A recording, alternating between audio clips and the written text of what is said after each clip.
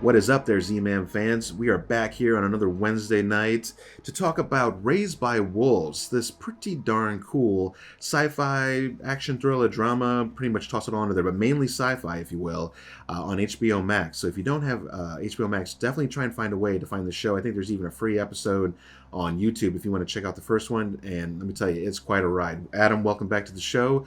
Yeah, so I know we'll get into the details of the episode as we go, but very eerie, but not necessarily in a bad way, but very mysterious. There's a lot of conflict. And I don't want to get into too many details before we spill out things, but you can tell that even though they're laying the groundwork, there are a lot of big things that are going to happen down the road. And you can tell that just from the first episode. They are. They're totally laying the story out, but they do it in such a great way that it feels like it's not forced. Like it is happening naturally. And I wouldn't say that it's racing through things. I mean, they do skip a few time jumps, but it makes sense when they do it. So ultimately, we're following a couple of androids, mother and father. They've landed on this planet called Keplar 22b, and it's been this planet that was found to be livable for humans.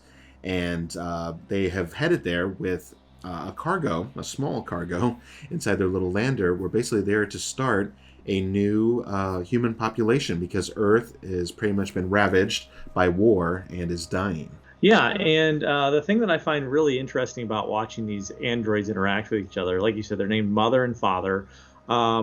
The actors do a great job of portraying them like androids, which I know we talked a little bit about before the shoot. Mm-hmm. But also, like, Mother comes across as very nurturing, very feminine, and Father comes across as very masculine. And like I said, they still kind of have that awkwardness associated with being programmed machines, but they feel more human than you would expect an android to feel. And that gets validated when you compare them to other androids that show up, later in the episode. Absolutely. So their programming was obviously done by a top-notch hacker, which we learn more about that person on later episodes, but we're going to stick basically to episode 1 here, and we will have some spoilers in between. So if you haven't watched the show and you don't want us to spoil it, make sure you go watch the show first, come back, and then learn about some of the things that maybe you might have missed on the way through, because I've actually gone through the series now almost twice, and Adam has gone through it freshly as well. So, I feel it was very interesting to see that Mother, so they had the setup. She's a reprogrammed android, which we'll find out more a little bit about her background, but she's been programmed basically to be a surrogate for these embryos that have been sent with them. They have 12 total, and the first 6, they go through their full 9 months, and then they're born almost without hitch, except for the real last one that comes out, which they end up naming Campion after her creator. And the little guy almost didn't make it, but something... as she was holding him at the very end, he just kind of sprung to life, which was awesome and not uncommon, amongst baby births and whatnot. Anything can happen. So it was good that Father did not dispose of the baby just yet. It was interesting to watch. It's another moment where she feels very motherly because this baby is supposedly dead and very much and just sitting in her hands. And it, very much the kind of machine-like thing to do would say, well, let's just throw it away and digest it to feed the others. But right. She just sits there and, kind of plays with him, a little bit. And all of a sudden he comes to life. And it just another instance where in spite of being an android, she comes across as very motherly. Yes, not giving up, always having that hope. And that's very interesting for an android perspective. But as the years click on and they, we're waiting now about 9 or 10 years, the children start dying off. So, in fact, 5 of them die off mysteriously. They have flu-like symptoms, but that we never saw much more than it. We just saw them carrying the bodies and pretty much burying them as each one fell off. And as each one died, this is weighing heavily on Campion, who's now at a young age of maybe 10 or even 11 years old. And it's heartbreaking for him. And as these children are being brought up to be atheists, so there are 2 factions as we start doing some flashbacks of Mother and on Earth and what was going on with the war. There are 2 factions at war: the atheists and the Mithraics, which are like all about soul, the gods, the God believers. And Mother and Father have been programmed to be of the atheist nature, so that they don't want any of the religion to cloud this new colony. They don't want to make the same mistakes that they made on Earth before. From Mother's perspective is that, Mother and Father alike are programmed to take care of these children, and they're programmed under the directive that their atheist way is going to be a better way than this Mithraic way that was that was promoted by whoever's on the other side of this conflict that we know nothing Right. about yet. And all of a sudden, all 5 of the 6 children are dead. And so it's kind of one of those things where, she's still kind of, faithfully promoting the things that she's hardwired to do, right. But also on some level, you're like, well, is this working better? Right. Yeah. Is there another way? And so as this is happening, it's changing Mother in some ways. It's like, which they believe that they may be breaking down, like the androids they've done their cycle. They're not going to be able to function any longer. Their processors are failing, but really something else is awakening within Mother herself. And she has that flashback of Boston on Earth, and there's this major battle going on, and you can see these different androids flying and just wreaking havoc on the city, and it just looks like a complete mess. And furthermore, as this starts to happen, it just so happens that the Earth sent a ship called the Ark, which held about 1,000 Mithraic people. They were leaving Earth to Kepler 22b to start a new colony, and they would be, I guess, the last of humanity.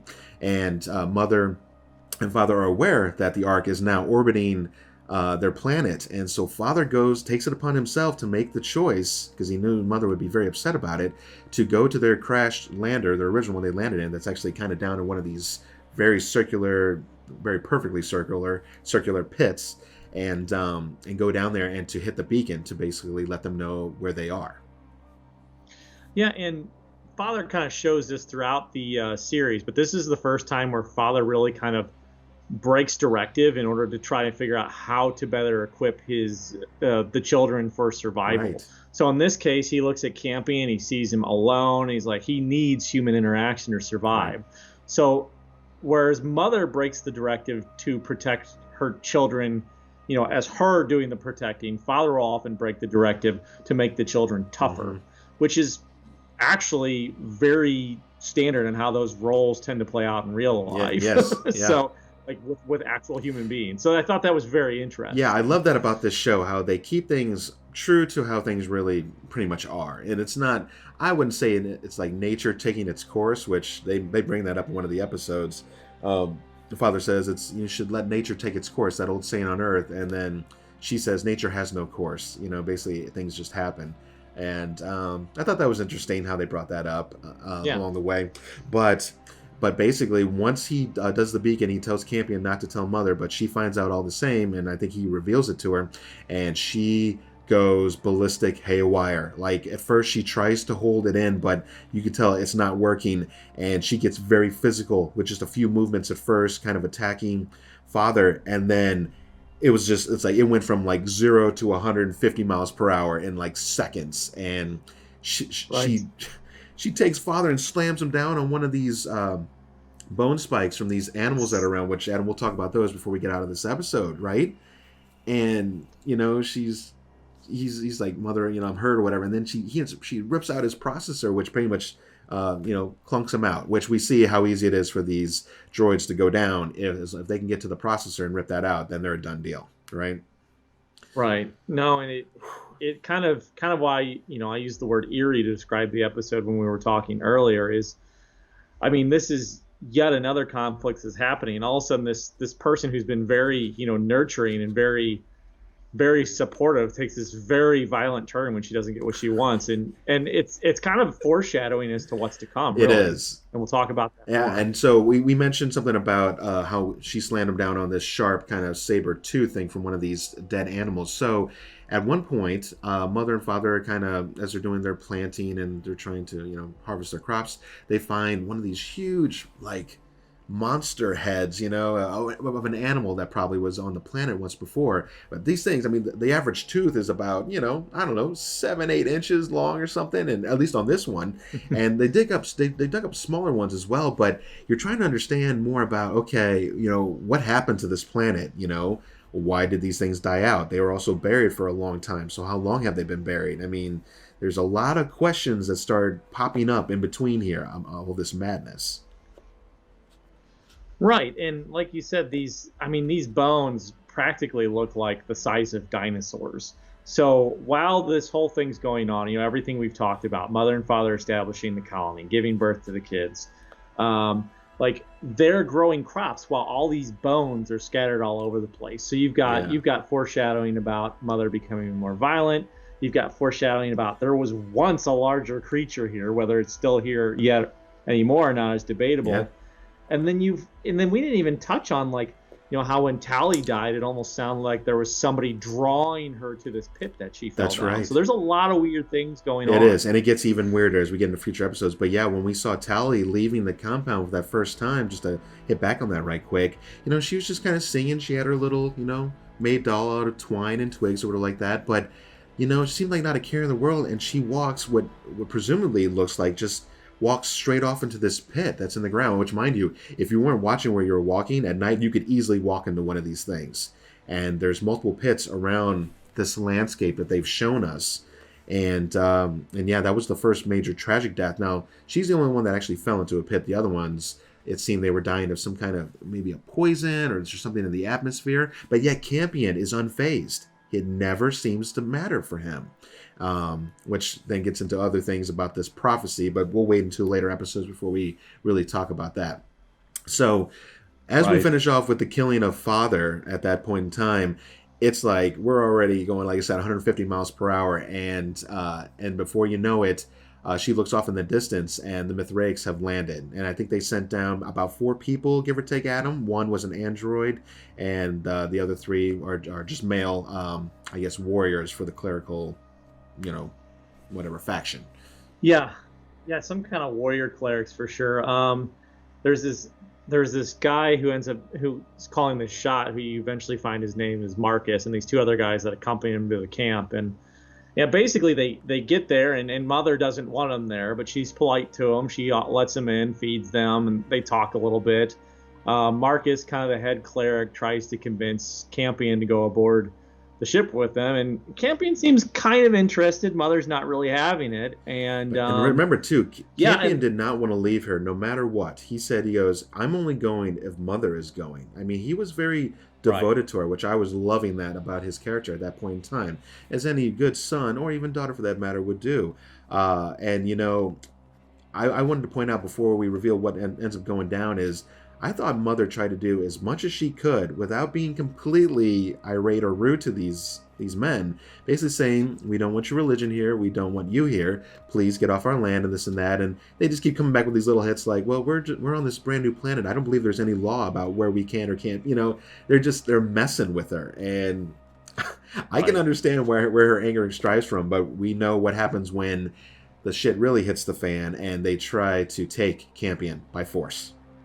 They have an android, the android with them, try to take out Mother, ordered by Marcus. And effectively, what she does is she reverts to this form similar to what she saw in a dream earlier in an episode, and literally just starts like screaming and like just like instantly killing Yep. people. It's very, so she goes into full blown, okay, you're no longer welcome here. I'm not even just going to ask you to leave. You tried to kill me, now I'm going to kill Yep. you. And it's just another point in the episode where all of a sudden there's this escalated conflict, and it kind of leaves you wondering what's going to happen. And I'll let you kind of go into the details of like what happens after, like, she eventually commandeers the ship from Marcus and things like that. But it gets really, really crazy. It does get crazy. So just to finish it off, basically, like I said, we're still screaming at a big pace here. But yeah, these like propulsion echo screams that she can do just completely shatters human flesh. And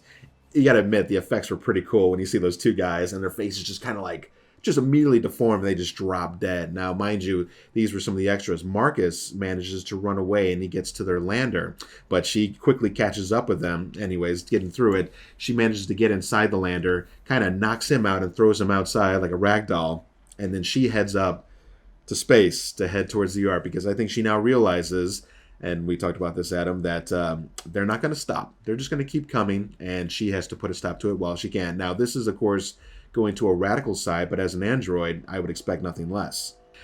She was able to take the form of Marcus on the way up and trick the people into opening the gate code, and she gets in there, and you're right, Adam, she just starts unleashing bursts of these energy waves from her voice, and the screams, they're pretty kick-ass. It's a very neat concept. I've never ever seen anything done, and these people are just literally exploding and into just complete piles of blood. And there's nothing stopping her. Bullets are not penetrating her. It's just kind of knocking at her armor, but it's not like a Terminator or a robot. It's just making little pelts at it, and then it like completely like reforms and heals almost immediately.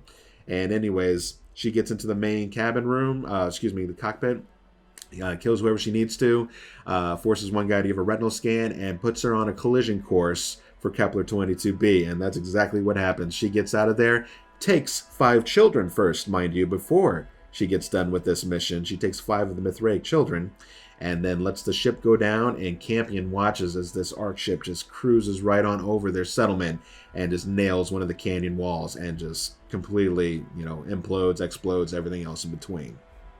Interestingly enough, so she finds these kids. It's almost like in a simulation, yes. Right? Like they're in a room, and I guess she decides she's going to take it with them. To me, it kind of seems like that's her way of like getting back to the original mission. She had 5 of her 6 children die. Now here are these other 5 children just waiting for her, and so she takes them and says, "Hey, go with me." And she blindfolds herself, doesn't she? Yes, she does. And very interesting, too, when we get to the blindfold. She was very purposeful. She only chose 5, like you said, to get back to the mission number. Not 6, not 7, just that, which puts her right back up to that original 6. Very interesting how, her programming or instincts thought to only take that, unless she was also playing into the lander and what that could carry. But I don't know, it's very odd. But yeah, she blindfolds herself as she gets the children back down to the settlement. One of the things that's kind of interesting, after she finally gets back to the colony, it shows Mark is still alive and kind of thinking about what he's going to do next, and recognizing he seems to kind of have this awareness of what's actually going on, and they don't really get into that in the later episodes. Right. But then it goes back to the colony, and you hear Campion kind of thinking through how all of a sudden, this very kind and nurturing mother that he had known growing up, he's aware as a killing machine, and he's like, now I have to kind of be afraid of her a little bit.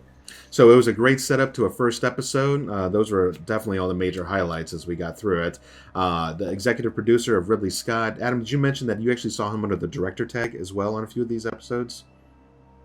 I think maybe I thought I did under the first episode. I could be wrong, but it's been long enough that I don't remember. And this is his chance, because remember, for a lot of you who are fans of Ridley Scott, as he did his movies Alien, so he did Prometheus, and then he did Covenant. He was definitely exploring the idea of David, the android, and then there's another android that comes in on the second movie, which is another David model named Walter. But all the same, he likes exploring the idea of these androids and what they could be capable of, if programmed the right way, the wrong way, and everything else in between.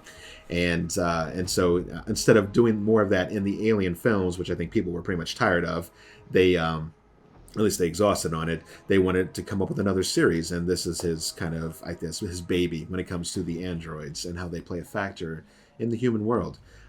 So yeah, there's a lot more to experience in this. We hope you guys are enjoying what you're hearing so far on this. It's a pretty exciting deal. I believe, like I said, I saw this episode for free on YouTube. Check it out. It may just draw you in if you love sci-fi. If you hate sci-fi or you can't get into those kind of higher concepts, or you just lose it, it's understandable. Don't check it out. But if you do, definitely check it out, because there are 9 more episodes we're going to talk, and this has already been greenlit for a season 2 as well. So with that said, I am Mike, and this is Adam with the Z-Man Show, and we're going to catch you guys at the next episode.